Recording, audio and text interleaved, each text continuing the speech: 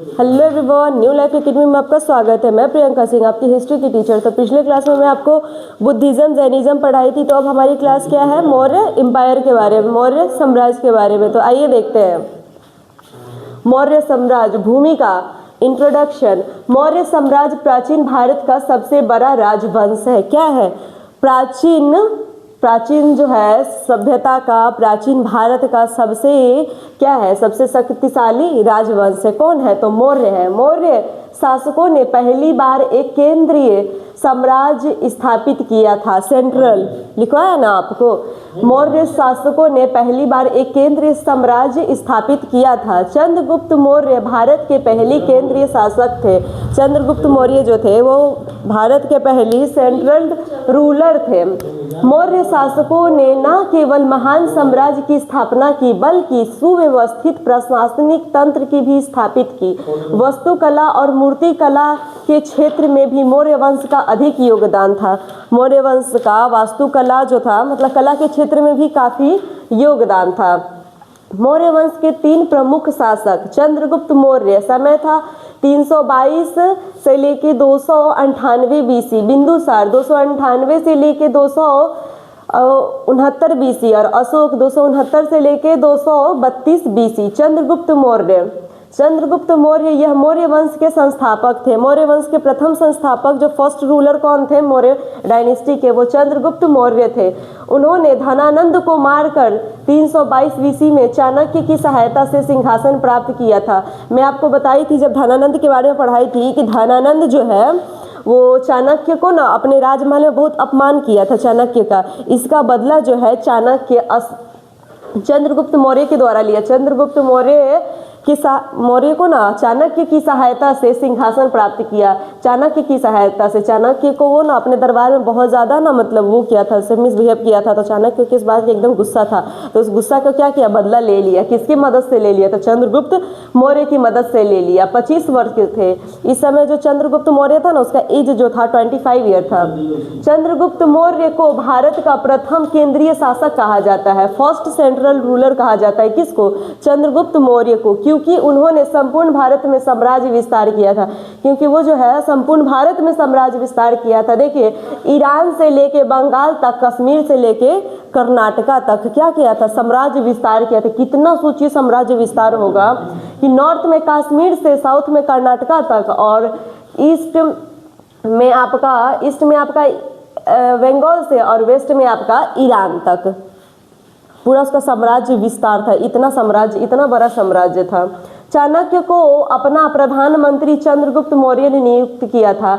चाणक्य को जो है उस समय का प्रधानमंत्री, प्राइम मिनिस्टर किसको नियुक्त किया था? तो चंद्रगुप्त मौर्य ने चाणक्य को नियुक्त किया था। चाणक्य ने अर्थशास्त्र नामक ग्रंथ भी लिखा था। चाणक्य जो है वो अर्थशास्त्र नाम का ना ग्रंथ लिखा था। चाणक्य को कौटिल्य के नाम से भी जाना जाता है। चाणक्य को कौटिल्य जो है उस नाम से भी जाना जाता है, परंतु इनका वास्तविक नाम विष्णुगुप्त है। इनका जो वास्तविक नाम है वो क्या है, रियल नेम क्या है, वो रियल नेम है विष्णुगुप्त। किसका नाम है? विष्णुगुप्त। चाणक्य का नाम है। किसका नाम? चाणक्य का। चाणक्य का एक और नाम क्या है? कौटिल्य। चाणक्य का एक और नाम क्या है? कौटिल्य। उसका वास्तविक नाम क्या है, रियल नेम क्या है? विष्णुगुप्त। चाणक्य ने अर्थशास्त्र नामक ग्रंथ लिखा था। साम्राज्य विकास के क्रम में चंद्रगुप्त मौर्य का सामना सेल्यूकस निकेटर से हुआ। साम्राज्य विस्तार मतलब और साम्राज्य को बड़ा करने के क्रम में, मतलब वो चाहता था ना कि और हम राज्य पर जाके अपना हक जमाए, तो उस समय ना उसका ना मतलब जो होता है ना, वो सामना सेल्यूकस निकेटर से हुआ था। सेल्यूकस निकेटर जो है अफगानिस्तान का शासक था। अफगानिस्तान जो है उसका शासक था सेल्यूकस निकेटर। सेल्यूकस के साथ विवाद 4 प्रांतों के लेकर शुरू हुआ। सेल्यूकस के साथ जो है ना मतलब मतभेद, झगड़ा बोल लीजिए, फाइट बोल लीजिए, 4 मतलब राज्य प्रांतों के लेकर हुआ था। वो 4 प्रांत कौन है? काबुल, कंधार, हेरात, जोहरोसिया। कहाँ है? तो सब अफगानिस्तान में है। 305 बीसी में चंद्रगुप्त मौर्य ने सेल्यूकस निकेटर को पराजित किया। चंद्रगुप्त मौर्य क्या किया? सेल्यूकस निकेटर को भी हरा दिया। कितने समय में? 305 बीसी में। यह युद्ध एक संधि के द्वारा समाप्त हुआ। संधि के अनुसार चंद्रगुप्त मौर्य ने सेल्यूकस निकेटर का 4 प्रांत को ले लिया। किस वजह से झगड़ा हुआ था? ये 4 प्रांत की वजह से झगड़ा हुआ था। चारों प्रांत को किसने जीत लिया? चंद्रगुप्त मौर्य ने जीत लिया। तो ये कौन ले लेगा? चंद्रगुप्त मौर्य ले लेगा, तो उसका साम्राज्य और बड़ा हो गया। कहाँ से कहाँ तक है, तो नॉर्थ का कश्मीर से लेके साउथ का कर्नाटका तक, ईस्ट का वेस्ट बंगाल से लेके वेस्ट का ईरान तक उसका साम्राज्य विस्तार था। अब आगे जाके क्या कर लिया, वो अफगानिस्तान को भी अपने अंडर में कर लिया। सेल्यूकस निकेटर ने अपनी पुत्री हेलेना का विवाह चंद्रगुप्त मौर्य से कर दिया। सेल्यूकस निकेटर है जो सोचा कि जो इतना बड़ा राजा है, जो इतना साम्राज्य ले, क्यों ना अपने पुत्री का विवाह उसी से कर ले। यदि किसी को सरकारी नौकरी हो जाता है तो कोई पिता चाहता नहीं कि जल्दी जल्दी उसी से शादी कर लेते, कर ले।